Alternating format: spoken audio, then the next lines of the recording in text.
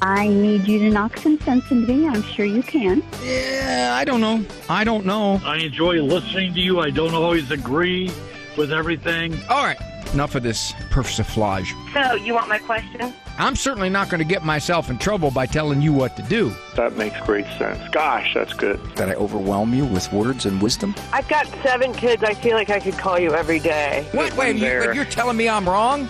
Disconnect. Yes, I am, Dr. Ray. You just need to tune in to Dr. Ray, honey. She's got all the answers. Am I right or am I right? Probably. Now, from the studios of Living Bread Radio Network in Canton, Ohio, the hometown of Mother Angelica, here's Dr. Ray. Never get between a female grizzly and one of her young. Particularly if he's just told her that he intends to drop out of college to focus on being in a band. Nice to have you here on The Doctor Is In. I'm Dr. Ray Guarendi. This particular variant of The Doctor Is In is Look Back Friday. Idea I came up with, along with my producer man Andrew Kruchek, many years ago. He informs me it's been about 12 years now that we've been doing this. Taking previous calls, he edits them. Oftentimes he edits, I think, some of my wisdom. He edits it out because I noticed there's not a whole lot of wisdom in those calls. So obviously, with a lack of wisdom, he must have taken it out. That can be the only explanation.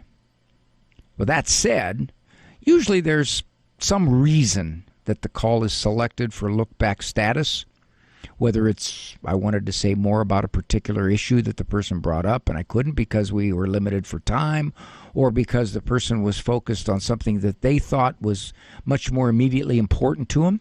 Sometimes there's a diagnostic question that comes up during the call, and I'd like to talk about that, but that's not really the focus. It's a tangential matter.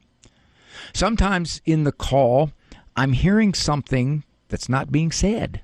See, we psychologists say that. I'm hearing you say, and I can't say it at the time because we're moving in a certain direction that, for the most part, the caller dictates. But there will be times when I say, let's head in this direction and see where it goes because I think it's going to help us get to a better answer.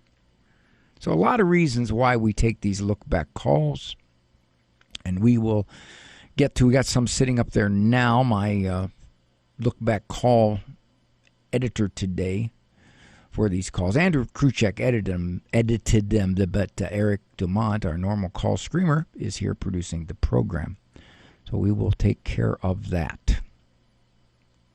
I can't help the way I feel. That is just the way I feel.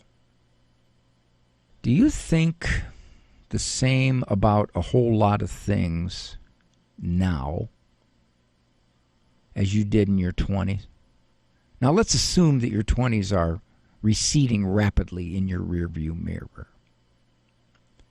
Most people would say, oh, no, I think very differently about a whole lot of things in my 20s than I did in my 20s. Which would mean also that you would have strong feelings in your 20s based on those on those thoughts. The way you looked at things, your perspective created your feelings. And in your 20s, you probably thought, well, the way I look at things, pretty solid. Yeah, that's my feelings about it. Pretty much locked in. You thought that. You probably didn't say, no, I don't really have any feelings about that. No, if something is personal, if it's having to do with religion, the bigger stuff of life, you had strong feelings. And if I would have said, ooh, you think those feelings are just locked in? You probably would have said yes. Because in your 20s, you think you're pretty smart about everything, and how you feel about stuff is the right way to feel. Or at least the way you want to feel. Do you feel that way about a lot of things now? If you say no, my perception on things as well as my feelings have changed. How did that happen? You said your feelings were pretty locked in. You can't help how you feel. That they changed. A lot of them changed. In a lot of ways, you may have done an exact reversal. How did that happen? Experience? Lessons learned the hard way? Reassessing? In other words, what happened is that as reality and evidence came in, you gradually altered the way you looked at things. You did. If you're more religious now than you were then, you've changed the way you've looked at this whole faith sphere. Why? Well, you had more input about things. You had more experience, more evidence that the faith is real. But at age 23, you weren't paying any attention to it, and your feelings were pretty strong. Well, I just don't believe I have to go to church. I just don't feel that I need to go there. I can't help the way I feel. Well, your feelings changed. Now, the only difference is, in that case, it took a while for the feelings to change because it took a while for your thinking to change.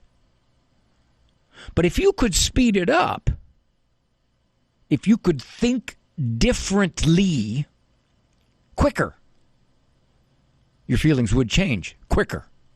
So when somebody says, I can't help the way I feel, I just do not like my aunt, I can't help it.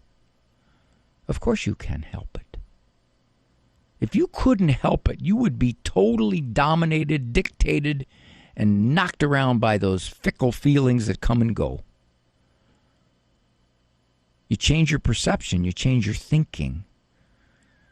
I don't like the way my aunt is, but, well, given what I know about her life, I can understand a little bit about the way she is. I feel kind of bad for her, actually. She's not a real happy person. Says a lot of ridiculous things. She looks at me like I'm an idiot because I have certain political views or that I have certain religious beliefs. All right.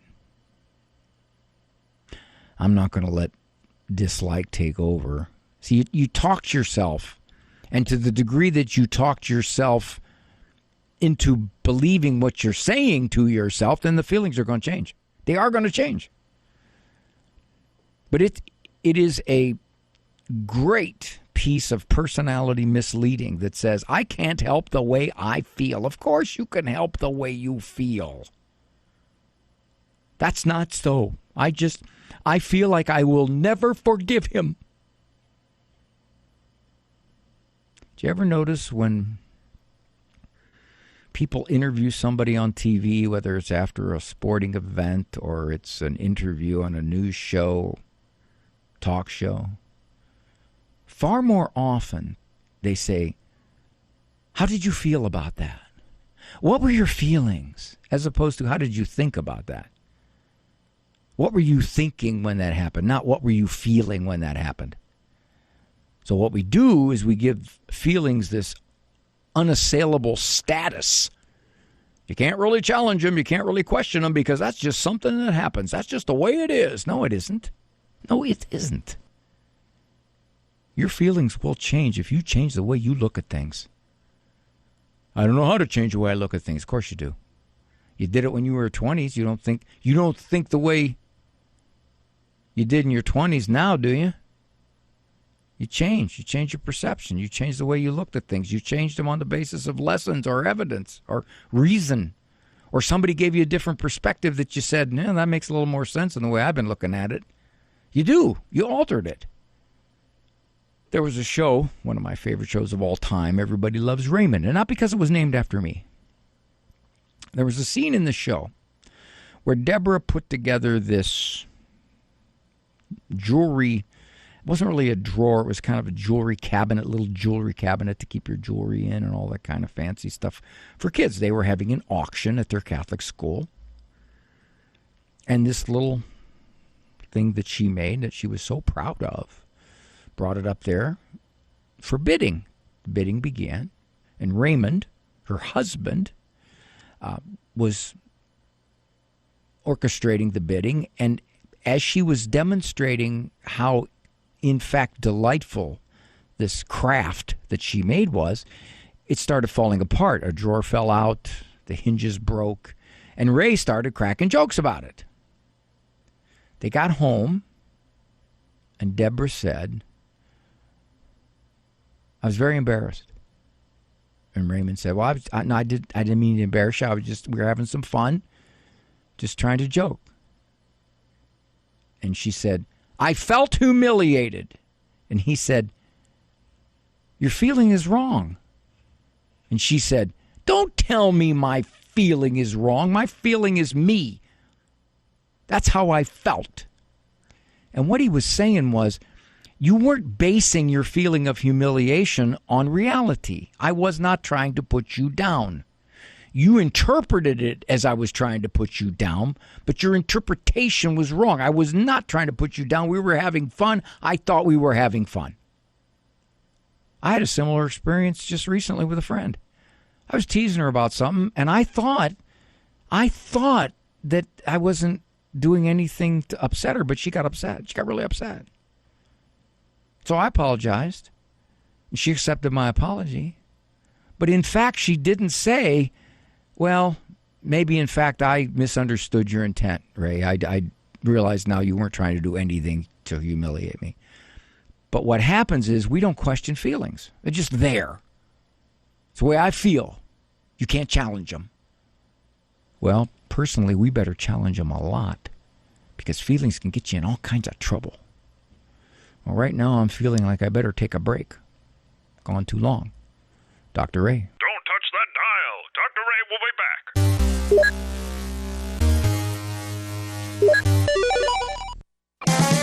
Today's programming on Ave Maria Radio is brought to you in part by a gift from our day sponsor, Thomas Braley. Thank you so much for your donation to help build the church and bless the nations. Now you can support Ave Maria Radio by becoming a day sponsor too. Send anyone a message, a friend, a family member, or a priest, just someone close by. Call 877-288-1077 and tell them you want to be a day sponsor.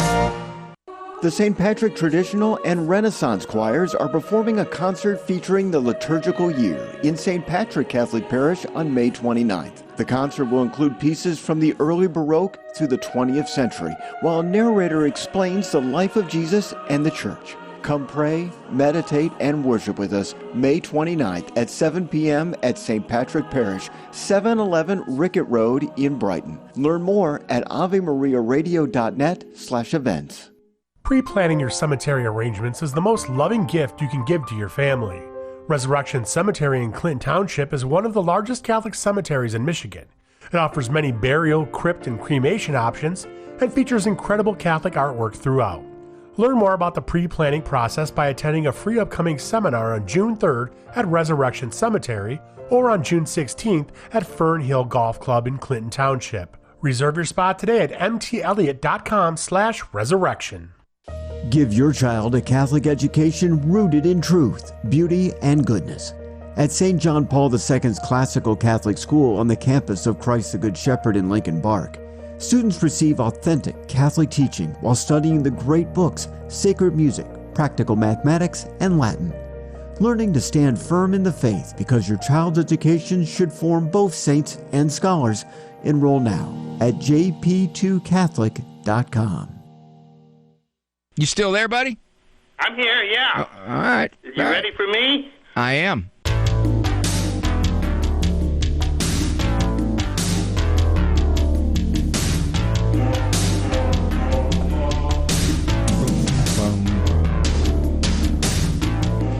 Just taking a look at some of the questions I get asked here. Dr. Ray, are you heavily into books? Well, my wife accused me of this. She said, Ray, given what you do on the radio and how you supposedly try to find some decent response to people regarding matters of the faith, you got to spend more time in books. And I thought, she's got a really good point. This was back, a few years back. So I did, and I started to brag about it. She said, you need to spend more time in books. I said, okay. This is the last last week, I said to her, honey, I took your advice. In 2 days, I finished a 212-page book. In 2 days. And that is a lot of coloring. Oh, yeah, my wrist was very stiff, and I had some of the stains on my fingernails from it. Okay, let me see what I'm looking at here. Let's go to 4 minutes. Let's go to Julie. She has an 8-year-old grandson. Apparently he's been diagnosed with ADHD with some medication potential side effects. We'll find out. 8-year-old grandson, been diagnosed with attention deficit hyperactivity disorder, is on medication, but she's seen a change in him. What's he doing? I see him about maybe 2-3 times a month because they do live out of town. But I've noticed lately that he just walks around like a zombie. When it's dinner time, everybody's eating at the table. He'll just look at the food and just leave the table and just retreat somewhere else. And his mother, my daughter, goes and tries to comfort him and talk him into eating a few bites. But he's so very skinny, and he's very he notices that he's so skinny, and he keeps saying that he's too skinny. But I know he's concerned about himself being that thin. But he's doing okay in school. He goes to a Catholic school. But I'm just worried that his medication might be too high. Why isn't Mom similarly worried? Well, I guess he was having overactive problems, and I guess he would get into fights with his other 3 siblings, and she just thinks that, okay, this medication's going to calm him down and everybody will be happier. Well, I can tell you this, Julie. Not an unusual side effect of certain stimulant medications is lack of appetite and, believe it or not, some lethargy. So I would go and look up on the internet the medication that he's on, seeing potential side effects, show that to your daughter, and say, maybe we should reconsider. I mean, if you have a good relationship with her. If you don't, she's going to get upset. Maybe. Yeah, well, I've done that. Yeah, I've done that. I've looked at the internet, and I even asked her what medication he's on, and she says, well, I'm not going to tell you that because, you'll just look into it further and say what's wrong with it. So she doesn't agree. She doesn't agree. She knows Well, you're all. stuck, Julie. You're stuck. And you know what saddens me about this? I get a ton of kids in my office who have been diagnosed ADHD. And typically, it's the more difficult kid of the family. But much of the time, there are things the parents can do regarding more consistent discipline, more structured discipline, better follow-through, et cetera, that will dampen the problem. You may still have an active kid. You may still have a distractible kid. You may still have an impulsive kid. But you don't necessarily have a behavior problem kid. ADHD is not a behavior problem per se. It is a extreme manifestation of certain types of traits or habits or behaviors. And as a result, it makes it more likely there'll be behavior problems if the parents are not handling it well. I see that all the time. So I get frustrated. I get frustrated when kids are thrown on medication because they're a pain in the bucket for the parent or the school. Yep.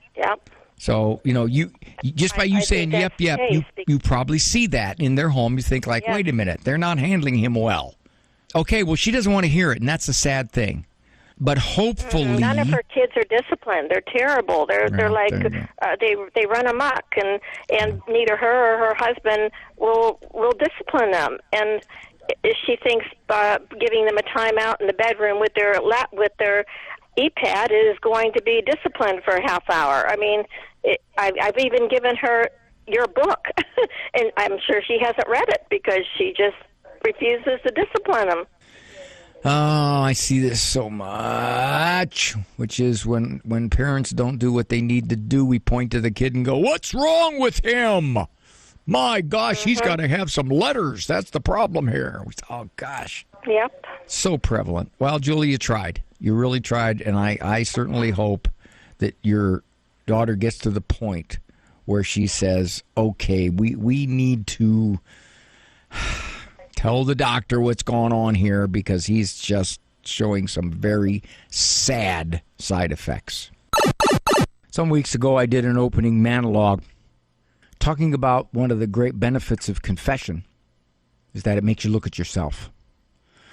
I don't see kids in my office because therapy with behavior problem kids is pretty ineffective. You got to work with the parents. If the parents are cooperative and follow through and stick with it, generally there is significant improvement in the child's behavior. Unfortunately, what is happening now, and this has been the onslaught of our psychological understanding about so many things, which I think in many respects is over-psychologizing.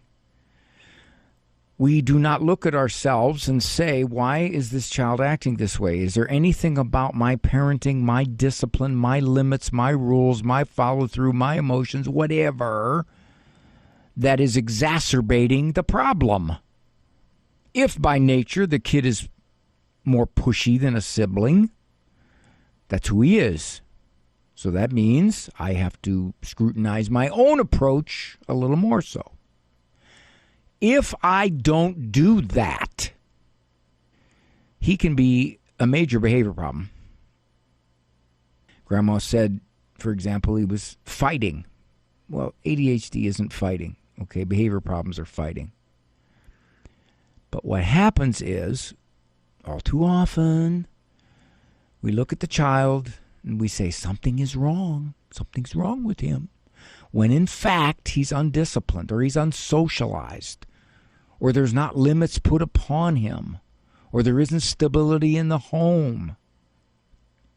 Grandma said neither one of the parents discipline. Now, the trajectory of this, as it often is that as he gets older, he's just going to become more difficult. There's follow-up research that says that in the short term, medication for ADHD can actually make the situation look better. And this particular kid is, well, according to Grandma anyway, he's so stunted emotionally that he doesn't really have the juice to get in a fight or to be defiant. That's not going to hold. This kid's going to get older, he's going to get bigger, and if there's no discipline, he's just going to get more difficult. And the research says that in the long run, it's hard to get confirmation that long-term placement on medication makes any difference for adult adjustment. Yeah, that's a scary finding, isn't it? You'd think it would. Well, I think that reflects the fact that all too often in situations like Julie's talking about, there's a significant problem with behavior. And if the parents don't change their approach to dealing with the behavior, it's going to get worse. It's just going to get worse.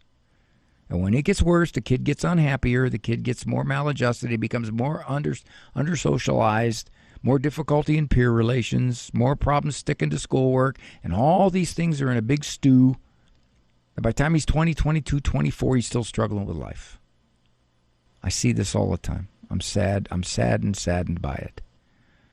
Kid, rather than look at you, I'm going to drug you up first thing. Now, I know there's a lot of experts out there that say, Dr. Ray, you're trivializing ADHD. No, I'm not.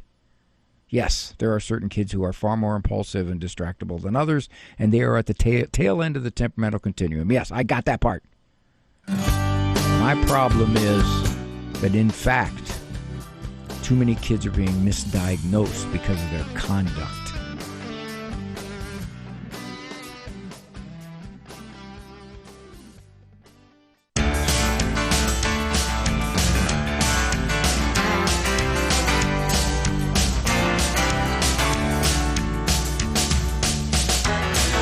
Very nice to have you here with me. This is Dr. Ray Guarendi. The program variant is Look Back Friday. The doctor is in Monday through Friday at 1 o'clock. Comes to you on these great EWTN radio network affiliates. It's co-produced by EWTN and Ave Maria Radio Communications. The person today who is taking care of the board and operating is Eric Dumont.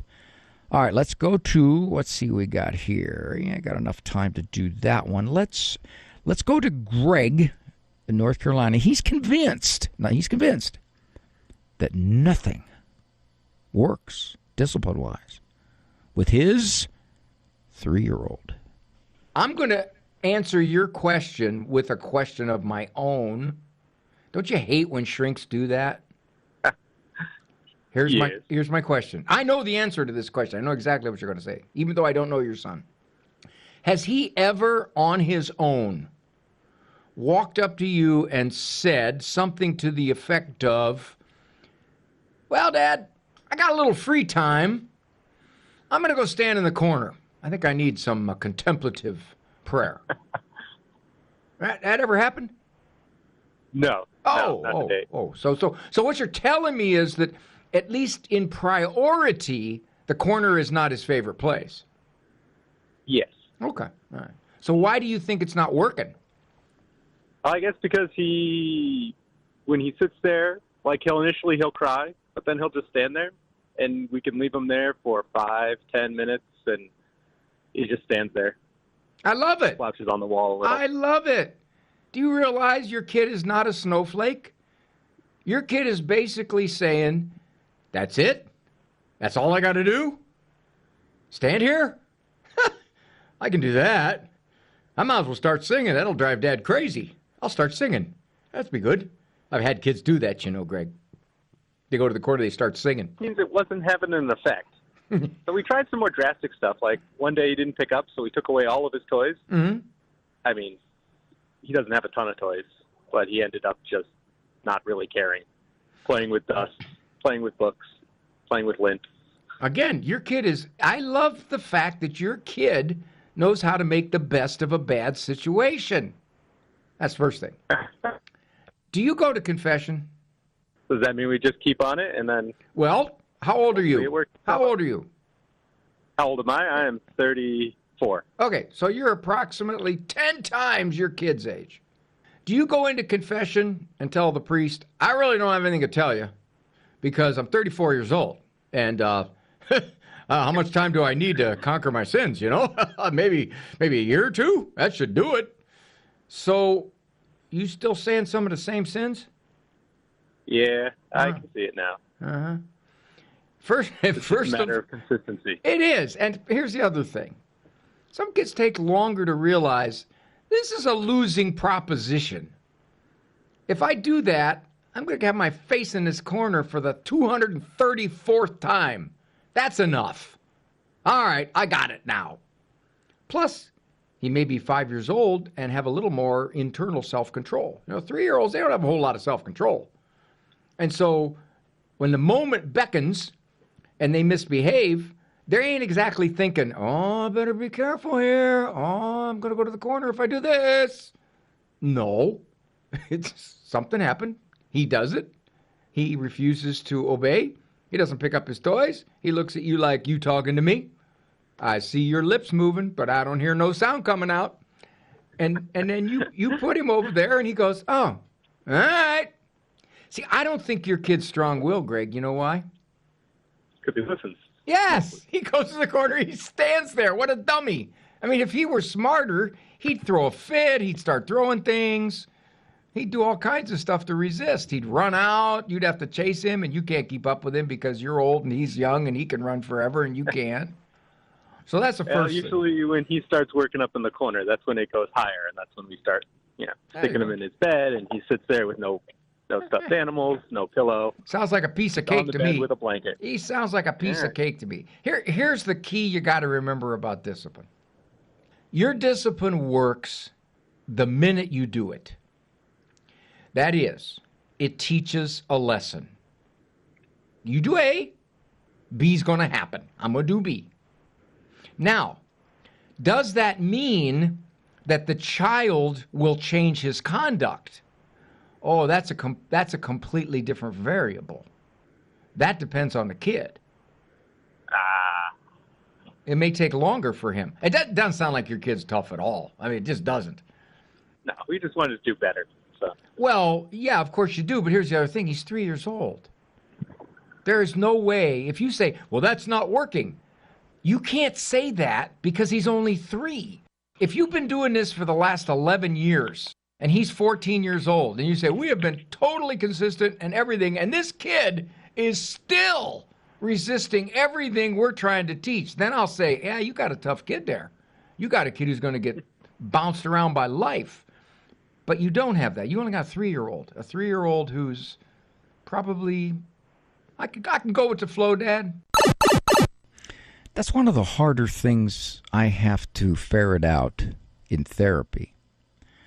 Much of the time, a parent comes in convinced they have tried everything. They've done everything with this child, and nothing works. The child is still resistant. He's still given a lot of behavior problems. He's still disrespectful. Whatever the list of problems are, they're convinced that indeed they have been consistent.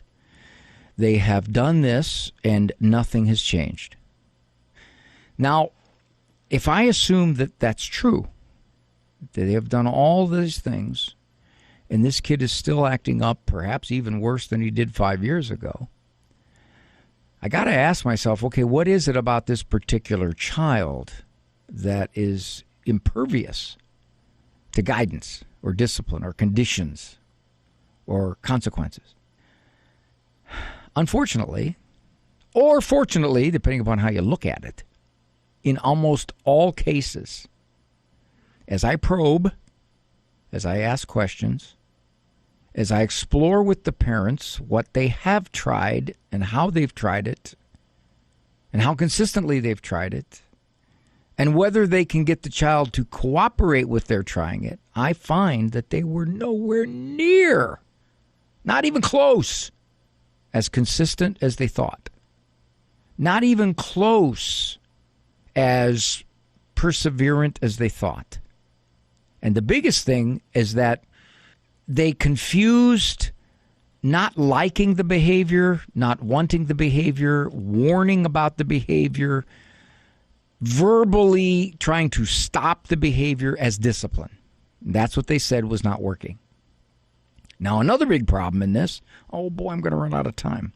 All right, I'm going to talk about the other big problem as soon as I get back from the break, because it's a very common explanation as to why you can think I've tried everything, nothing works.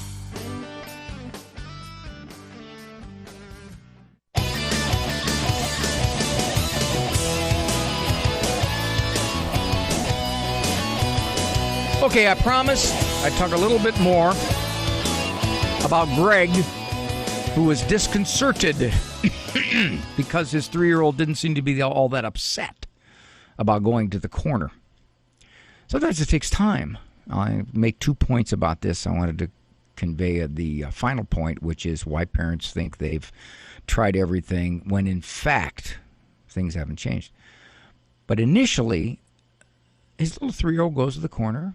Okay, he's distressed for a moment. But then he realizes, okay, I'm here. I'll just kind of make the best of it. I'll sing myself. I'll tap on the wall. I'll do something to occupy my time until my time is up. I think that's pretty creative of the kid. As long as he's not leaving, I think that's fine. However, my experience is, for example, the first 27 times he goes to the corner, it's, okay, no big deal. I can do this one standing on my head. Number 28 through 56, it's like, I don't really think I like this all that much anymore. It's just getting to be a drag. And number 57 to infinity, this is bothering me a lot, and I'm going to change my behavior because I don't want to go here. There you go. Just takes repetition. Now, what is it that parents think we've tried everything, nothing works? What is it that's misleading them? Well, when I ask them, I'll say, if you would tell him, go to the corner, please. Or if you tell your teenage daughter, I need you to write a handwritten essay of apology, 400 words minimum, what would happen? And if there's significant behavior problems, they will say he won't go. He won't go to the corner. Or he'll throw a fit, or he'll come out 26 times, or he'll start screaming and yelling. Or my teenage daughter would just look at me like, what? I don't think so. What are you talking about? An essay? Come on, man. whose book you've been reading. Can't think of this on your own. Because they can't get discipline acceptance without a brawl, without a fight, without a 27-minute argument. No matter what they try, it's not going to work. Even if they end up getting it to fit, getting it to be accepted by the child, there was still many, many moments of a brawl, of a conflict, of friction. And because of that, that has conveyed the impression of, when it's time for me to be disciplined, I will resist you. And even if in the end I ultimately have to accept my discipline, I got in an awful lot of verbal punches beforehand. And so that will create the impression that we've tried everything, nothing works, because whatever you tried was resisted. And even if it was ultimately accepted, which most of the time it's not, but even if it were to be ultimately accepted, there was too much wrangling and squabbling and arguing and friction that went on before finally mom or dad got mad enough to enforce it. Now, the other problem there is this. If, in fact, it gets this ugly when you have to enforce discipline, you automatically get inconsistent. Why? Because you don't want to go through this every time. So you pick and choose when you're actually going to discipline. When maybe you've hit your limit, or maybe it's particularly ugly, then you discipline. But the rest of the time, you want to avoid this, because if I try to impose a consequence, it's going to get so ugly. I just don't want to go through that. All right. I've dealt enough with that one. Let's see how this is going to work. Okay, I'm going to do this. I'm going to do this particular question, Eric, and then it's going to take us really somewhat past the soft break, and then I can talk about it after the break. Jennifer from North Carolina. We were talking about this when somebody called in about setting rules and limits, and Jennifer basically made the point that she, in her opinion, now this is in her opinion, she turned out quite fine. And you got an interesting insight here, my dear. I really do. I grew up very, very strange in a very kind of liberal town with liberal parents. Not really liberal. They were actually kind of conservative. But I was never disciplined, not even once, you know. And I remember, like... Wait, stop right there. Wait, stop. Yeah. So you're telling me that you didn't have a bedtime? You're telling me that you could... Nope. You could leave whenever you want and come home whenever you wanted? You're telling me there were no limits? Exactly. No limits. If I wanted pizza and ice cream for dinner, that's what I got. Were your parents following a certain philosophy, or were they just lazy? No, a little bit lazy, but they were also a little bit hippie-ish. But also, I grew up in Ann Arbor, Michigan, which is, pot was legal. I used to smoke it with the cops, and... it was a different setting, but everybody trusted everybody. Nobody locked their doors. It was very safe. They thought I was at my neighbor's house, and I was in New York City at a Steppenwolf concert at the Fillmore East, and then my brother had a child, and he kind of raised her the same way. And she's not as much of a free spirit as I am, but she's very well together. She went to the University of New Mexico. She's studying Alzheimer's, and she was never disciplined, not once, not even once.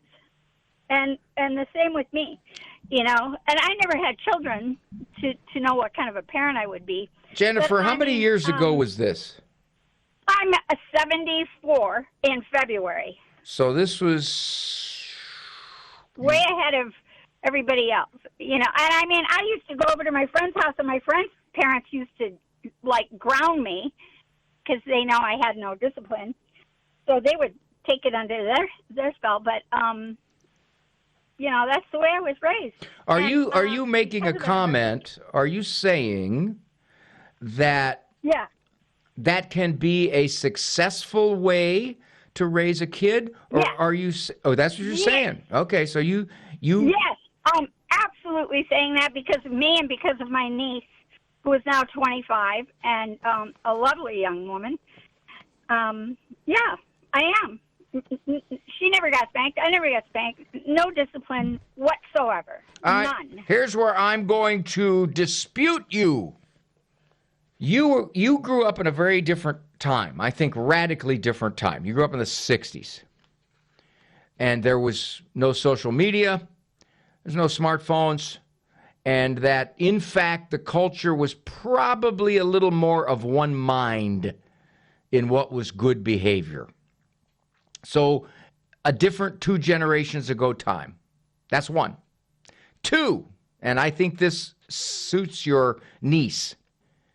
There are those kids who by nature and who by temperament do seem to naturally flow well through life. They're not the majority, but they're there. There are kids that come from places that are so turbulent and ugly, and they become beautiful human beings.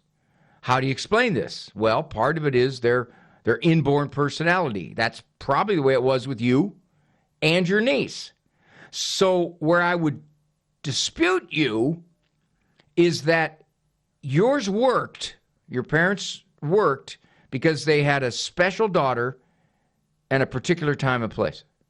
You try that now, and the odds are sky high that at age 74, you will have a person who has lived a wretched, miserable life if they live that long.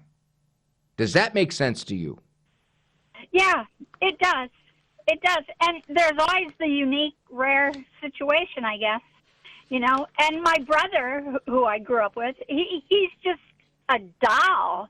He's just the most wonderful person on earth, as far as I'm concerned. None of us were disciplined. We were loved. You know, my parents were weird, I guess. I don't know.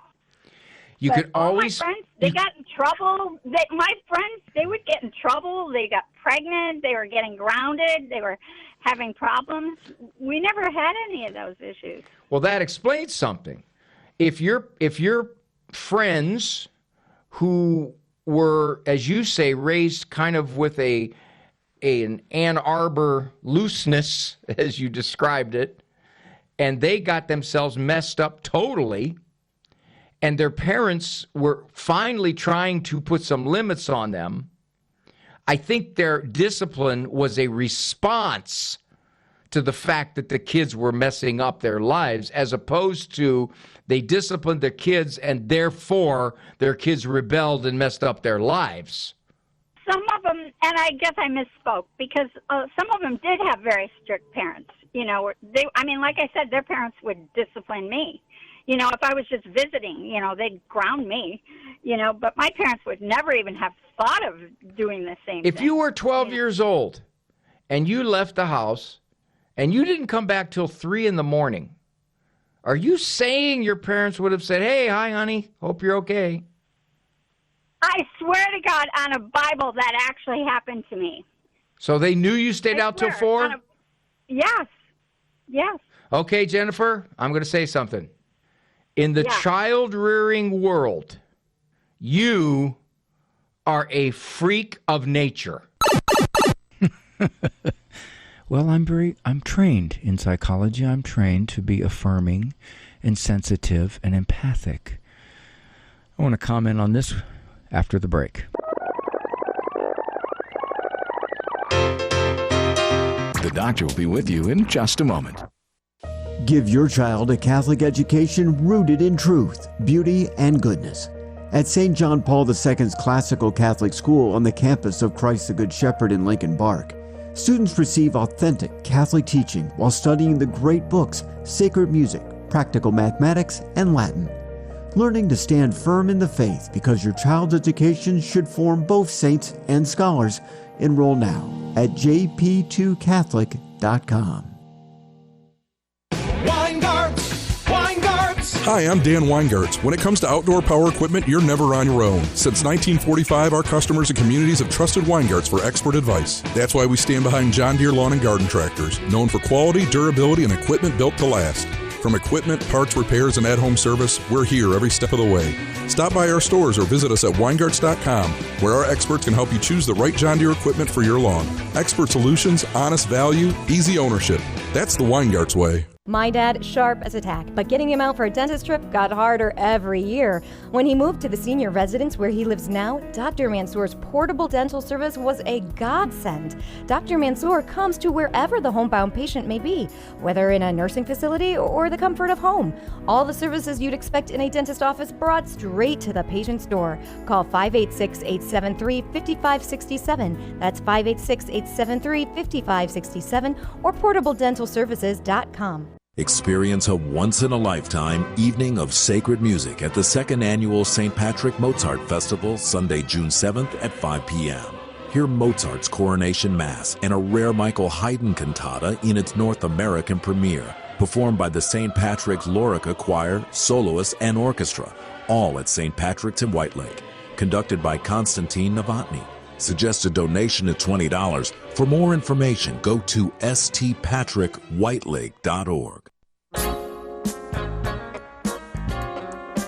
But right away quick, because I don't have a whole lot of time left. To summarize, Jennifer, 72 years of age, said she grew up with absolutely no rules. And I use the word absolutely because as she described it, it was absolutely. I don't know what her parents' motive was for this. She also said she had a brother. The brother turned out, quote unquote, just fine. She said a lot of her friends having all kinds of struggles in life, and their parents had rules and limits. And I ended, before the break, I ended the call, Jennifer, you're an absolute, in the child-rearing world, you're an absolute freak of nature.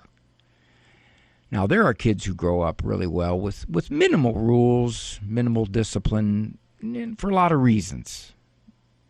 Maybe their environment was relatively shaded, secure, off the beaten cultural path. Maybe they, by temperament, just were not in any way inclined towards resisting or risk-taking or defiance. Any of that just wasn't there. I think the danger here is you can hear somebody like Jennifer talk and you can think, well, okay, maybe it just doesn't make any difference. Just doesn't make any difference. No, you got to go with the numbers. The numbers are overwhelming that the most successful kids growing up, and that means morally and responsibly and culturally stable, well, okay, maybe not culturally stable according to the present culture, emotionally stable, are raised by parents with lots of love and an authoritative approach, which is setting limits and expectations and enforcing them. Research is overwhelming on that. So if you want to play the odds, that's the way you go. And the research is overwhelming that permissive parenthood, which in many respects is gentle parenting, really results in a lot of bad outcomes. And eventually I think gentle parenting is going to fade away because it just clashes with reality. Jennifer was definitely an aberration. Definitely an aberration. And I immediately asked her age because even back in the 60s and 70s when she was growing up, actually in the 50s and 60s when she was growing up, the culture was radically different in its approach. She said something like, the neighbors would ground me because my parents didn't. Yeah, there was more of a social cohesion regarding what was appropriate behavior and what wasn't. Oh yeah, the 50s and 60s had all kinds of problems too. I'm not painting over that. I'm just simply saying there was more social cohesion, and it was a time in our culture's history where it wasn't as dangerous to the moral development of a child as it is now. In the 60s and 70s, what did you have? Leave It to Beaver on TV? I Love Lucy? Andy Griffith? That's what you had on TV. What do you have on TV now? You had no computers. You had no smartphones. You didn't have video games that were vile. You didn't have any of this stuff. And so as a result, it was a little more likely, or let's say a little less unlikely, that if you were raised poorly, you still could survive it because the culture, the society, thought more in one direction than it does now. So I think Jennifer was Her point was I turned out okay. But then I said I'd have to ask the question if you were in my office. I'd say, okay, define okay. Tell me about your life. What's okay? A lot of people are civilized. They're not virtuous. This is Dr. Ray. I got to run. Thanks, Eric Dumont, for taking care of business here on this Look Back Friday. I appreciate it so very much. Walk with God. He's got great limits, and his limits work for our well-being.